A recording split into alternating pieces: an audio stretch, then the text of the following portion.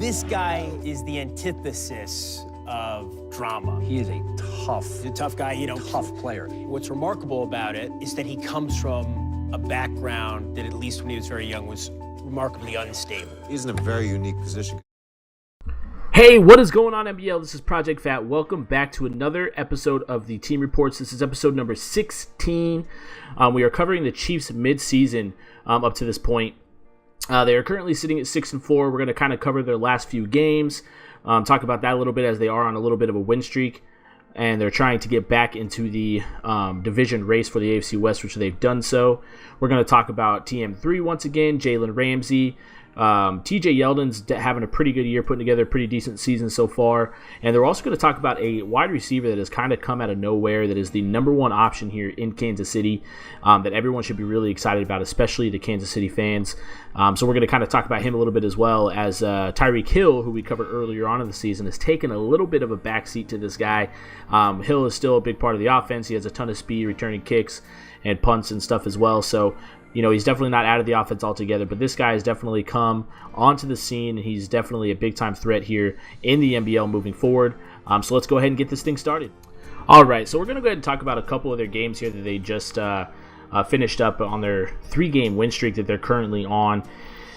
And the 2 games I want to talk about are the really, really impressive defensive performances for this team. And the reason why I really want to focus on these 2 games real quick is just because, the first episode we talked about them giving out that big contract to Jalen Ramsey and wanting to solidify the defense, and I think that they've definitely done that. And these 2 of these last 3 performances have really shown that the defense is the real deal, and they can definitely get this team into the playoffs and possibly be a very legitimate contender to make it to an NBL Super Bowl here pretty soon. And so the first game, they actually went on the road to New York against the Jets. And like I said, they had a very, very impressive defensive performance. They held Lockhart to 12 yards on the ground, which is not something you see very often, and then only 123 yards through the air, which is another impressive thing there, as the young quarterback and young receiver core in New York is definitely something that has looked promising in the past. But they didn't have any crazy numbers themselves on the offensive side, but they were able to create 3 turnovers and only had 1 turnover themselves. They were +2 in this game as far as the turnover differential, which is what you're really looking for. Is you want to win the turnover battle. If you do that, then more likely than not, you're able to come out victorious in the game. And then they really controlled it. 12 first downs to the 7 first downs there for the Jets. Completion to percentage wasn't that great in the game for the Chiefs, but once again, they only had the 1 turnover, which is what you want from TM3, as he's struggled with interceptions in the past. So that's a really promising thing. And like I said, this Chiefs defense, man, they're scary good, and they continue to improve. And so now the next game we're going to go ahead and talk about is the extremely impressive performance as well against the Miami Dolphins. Now this one was at home. It was at Arrowhead, so not as impressive as this one here on the road, but they really, really took it to those Miami Dolphins. And again, they won the turnover battle. They created 3 more turnovers in this game. Didn't have any themselves, so they were +3 there. So in 2 games, you're +5 in turnovers. It's a winning formula there, if you ask me. And again, just all around, the team was really good. Trey McIntyre, TM3, 16 for 23 in the game through 2 touchdown passes, no interceptions. Once again, the important part, because that's what he struggled with in the past. There, and then TJ Yeldon, who's kind of quietly starting to have a pretty good season. He's not towards the top in rushing yards or anything like that, but like I said, he's getting the job done. He had 80 yards, and he got into the end zone 2 times as well, which is definitely a big deal for the Chiefs. So they can get a balanced running attack with Trey McIntyre. I think Trey McIntyre is going to be really good, and they're starting to slowly do that. And then the biggest thing in this game is that Jalen Ramsey had 2 interceptions in this game, which is, they paid the guy a ton of money. He's got to do things like this. He's got to turn the ball over. He's got to get the ball back for the offense, and he was able to do so. And the Kansas City Chiefs were able to run away with this game. They took it 34-9 over the Miami Dolphins at home. And then the last game was against the New Orleans Saints. Not as impressive there. They did get the victory, though, but the defense seemed to struggle as they gave up over 300 yards of total offense in that one. Really struggled stopping the pass there, but they did come out victorious, and they are on a 3-game winning streak, which brings them to 6-4 on the year, and they are only currently 1 game back behind those Oakland Raiders. So they came into the stretch in a pretty awkward spot, not performing up to par or what everyone expected after that big signing. A couple of games behind Oakland, a game behind San Diego, but they've definitely closed the gap, and they're putting some pressure on everybody else in the AFC West. And I'm telling you, man, if these guys are able to make the playoffs, they're going to be a scary good team, and they have a very big-time game coming up against the Buffalo Bills here this week. So let's go ahead, and we're going to touch on some individual players here next. We'll also look at some footage from these guys throughout these last few weeks and stuff as well. But let's go ahead and get started. We're going to go ahead and talk about Trey McIntyre. I mean, he's the biggest name on that team that everyone wants to talk about. So we're going to go ahead and take a look at Trey McIntyre and see how his season is going so far. All right, so we're going to go ahead and talk about TM3. He's always in the center of the news here in Kansas City. He's kind of the guy that is going to either carry this franchise or bury him. And right now he's carrying him a little bit. It's more on the back of the defense, but TM3 is doing the job. He's not turning the ball over nearly as much as he has since he's come into the league in his first 3 seasons. So right now, I mean, he's like I said, he's not the elite quarterback that you maybe expected, but he has 1,800 yards through the air, 14 touchdowns, only 10 interceptions. He's usually eclipsing the 30 interceptions per year, and so much different turnaround this year, and a lot of it has to do with the resurgence of a new wide receiver, not the resurgence, the emergence of a wide receiver here in Kansas City, as well as a running game with TJ Yeldon, which they haven't really had. So, 104 QBR, which is the big thing. He's not turning the ball over. 68% completion percentage. You typically like that to be above the 70% mark, but once again, not turning the ball over too much. Now, to kind of turn it over to the rest of these guys that are helping him out, first guy I'm going to talk about is Chris Conley, wide receiver. He's 23 receptions, 351 yards, and 3 touchdowns on the year. He does have a drop as well to add to his resume, but Chris Conley has always kind of been here for this Kansas City team. He's a good, fast guy, strong, tall, able to do a lot of different things for the Kansas City Chiefs. So he's continuing to do what he's done for a little while here in Kansas City. But the one guy that I'm really, really impressed with is I came on into the year talking about Tyreek Hill, and he's still doing his thing, 22 receptions, 325 yards. He does have 4 drops on the year, though, but he's the big play threat. He's the guy that can run deep, run past everybody in the secondary, and catch a bomb from Trey McIntyre. But Karrington Warner has definitely been a very, very big surprise, and I don't know if too many guys are taking notice here of Karrington Warner, but they need to if they haven't. So, I mean, this guy has 24 receptions, 432 yards, 4 touchdown passes. He leads the team in touchdown receptions, and he kind of, once again, does it all. He's another, a good-sized guy, but he's really come out of nowhere. He is now the number 1 receiver on that depth chart. He's Trey McIntyre's favorite target. I guess they've kind of created some type of chemistry there in Kansas City, which is, you can't be mad at it.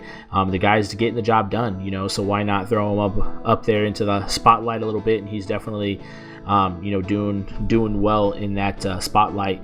And then TJ Yeldon, once again, he hasn't really been a guy that you talk about too much in the past, but this is a really balanced rushing attack. They have obviously Tyreek Hill. They like to use him in some different run packages as well. Lawrence Ganther, gets quite a few touches a game, but TJ Yeldon, he's averaging 4 yards a carry, which is pretty good from what he's done before. He's at 672 yards on the year, but he has 6 touchdowns as well, which is a big deal for him. He's really struggled at getting into the end zone, and he's just really struggled at being efficient or effective at all for this offense. So it's really good to see him doing well for this Kansas City team. And this offense right now is really taking care of the ball. They're just being efficient. They're not, putting up gaudy numbers that, they're really exciting to watch. It may not necessarily be the case, but they're taking care of the football, man. You can't be mad at that. They're doing what they need to do to win games. And they have a really, really balanced offense, and it's been impressive to watch, especially through this 3-game winning streak here that they're currently on. So continue to watch these guys. We're going to jump over to the defensive side of the ball real quick, and we're going to just talk about a couple of different guys. Obviously, Jalen Ramsey, he's always going to be the topic on this show because he was given so much money coming into the year, and he was hurt for a little bit, but he's come back. He's been doing pretty well. He had 2 interceptions in that game against the Dolphins. It puts him at 4 interceptions on the year, so not terrible. You'd like to see a little bit more production there, but then again, like I said, a lot of teams are really thrown away from this guy. They don't want to mess with Jalen Ramsey. He's the real deal, so it really puts the pressure on the other guy, Marcus Peters, who's not putting up the same numbers, but as you can tell, just with this stretch that they're currently on, that passing defense is really, really good. But it also has to do with this guy Javonte Hatchette. Again, I didn't come into the season really talking about this guy.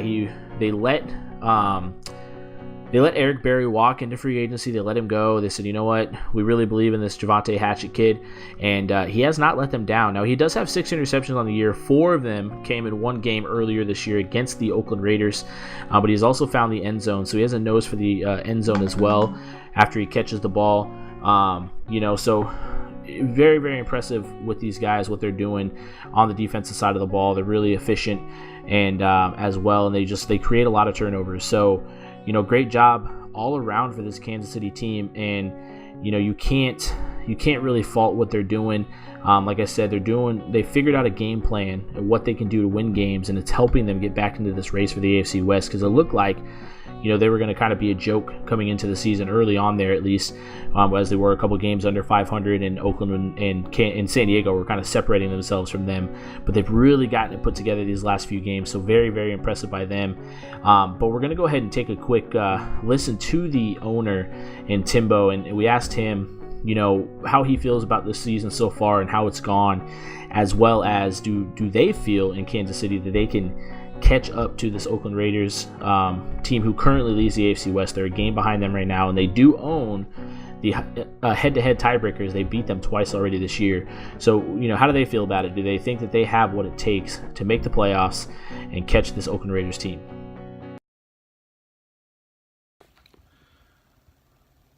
7-4. I feel pretty good about where we are. I wish we had a couple more wins, but those losses have definitely, rallied the guys together.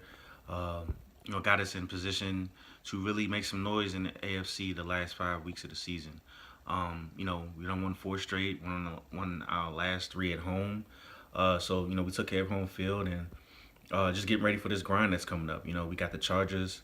We had to go out to San Diego for the first game of a 3-game road swing, and we got the Patriots, we got the Broncos who are playing really well right now. So we can't sleep on anyone. We really have to, look at this as a 1-game season. Every week, going on out, and I think our guys are ready for the challenge. I'm ready for the challenge, and just want to see our guys continue to improve. We still have some young pieces that we're still grooming. We've had guys, kind of make some significant contributions that we may not have been expecting this early in the transition. But hey, I'm not afraid of being able to be called an overachiever. So my team is really looking poised to finish strong down the stretch, and try to topple the Raiders and try to get that AFC West crown. So with 5 games left, everybody's got to buy in. Everybody's got to grind and be able to take care of their responsibilities. And I think we'll have a lot to say about what happens in the AFC down the stretch. All right, there you have it, guys. Timbo, the owner of the Kansas City Chiefs, there, kind of letting you know what he feels like his team can do down the stretch, and the impact that they can make on the AFC, not only in the AFC but the AFC West, and trying to take that division crown away from those Oakland Raiders. So definitely watch out for these guys coming into the playoffs. Thank you guys so much for tuning in and watching the team report. And make sure you stay tuned for the season end team report. Let's see how these Chiefs finish up, and what they can kind of look towards to go into the offseason, to see maybe if they come up short, to see what they need to do to get themselves into that championship caliber type team here in the NBL. Thanks again, guys. Project Fat is out.